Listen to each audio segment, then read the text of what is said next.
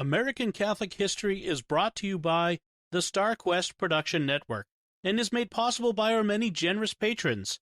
If you'd like to support the podcast, please visit sqpn.com/give.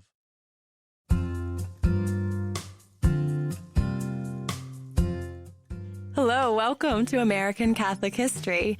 I'm Noelle Heaster-Crowe. And I'm Tom Crow.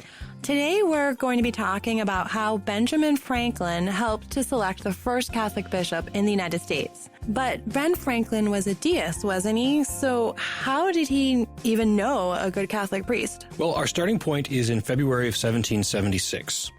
The Continental Congress had decided that they wanted to try to get the provinces of Canada to join in the rebellion against the British Crown.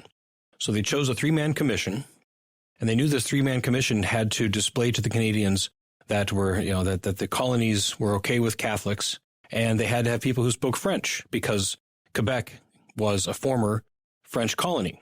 Okay. So it would speak French and it would be Catholic. So they chose Charles Carroll, who was a very wealthy Catholic citizen of Maryland. Samuel Chase, who also lived in Maryland. He was Protestant, but since he was Protestant and Maryland was majority Catholic, it showed that Catholics and Protestants could live in harmony.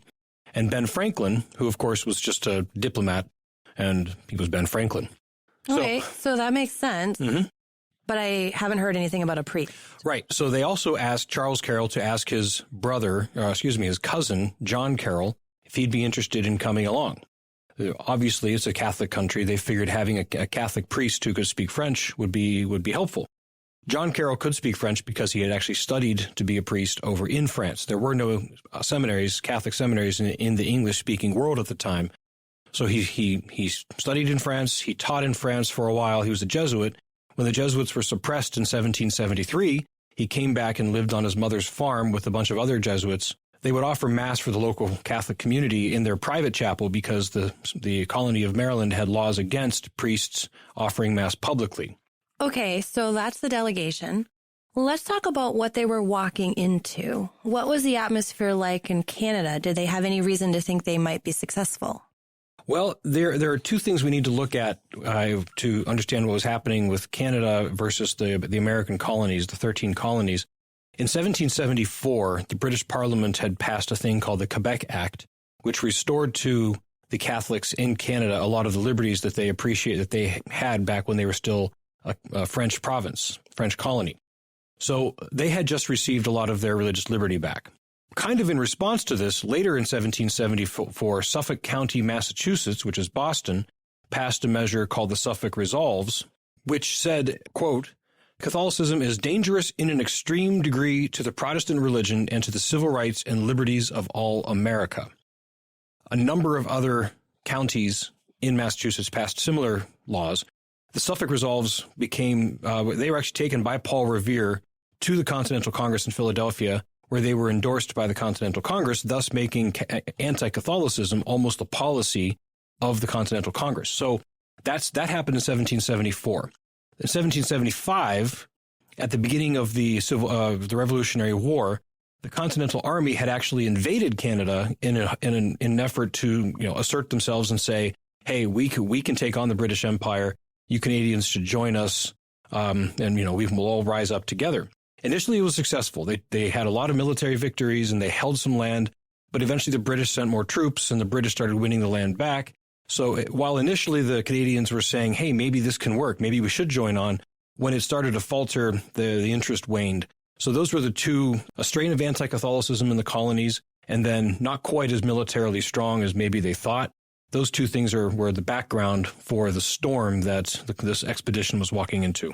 Okay, so with that as the background, let's talk about the expedition itself.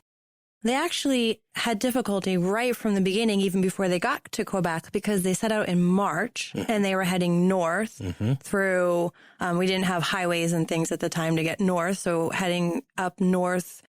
Through the wilderness, Through the wilderness and in cold weather, I assume probably snow or other things like that. Mm-hmm. Yes, and Ben Franklin was sick. So Ben Franklin is already 70 years old at this point. He's ill. He was actually sending letters. In letters he was writing to friends, he was actually saying, basically, I think I'm going to die on this trip. So, and then when they get there, the reception was almost colder than the weather. Nobody wanted to talk to them. And in fact, the Bishop of Quebec had ordered his priests and all religious to not speak with John Carroll because he was seen as a traitor to the faith because he's here with these anti-Catholic Americans. So it was a disaster. So the delegation sees they're not getting anywhere. Franklin, as you said, was ill. So he decides it's a waste of time. I'm going to go home. Yes, he did.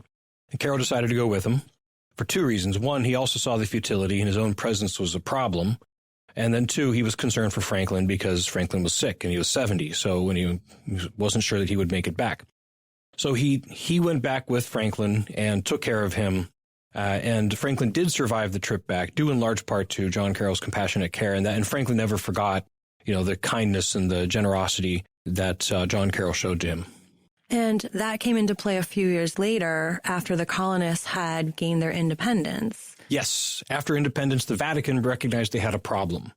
All the Catholics in the new United States they were still under the jurisdiction of the Bishop of the District of London. So they recognized that these new American Catholics needed their own bishop so they wouldn't be seen as suspects and possibly traitors because they're still subject to this English bishop. So the nuncio in Paris approaches Ben Franklin because Ben Franklin was the ambassador to France.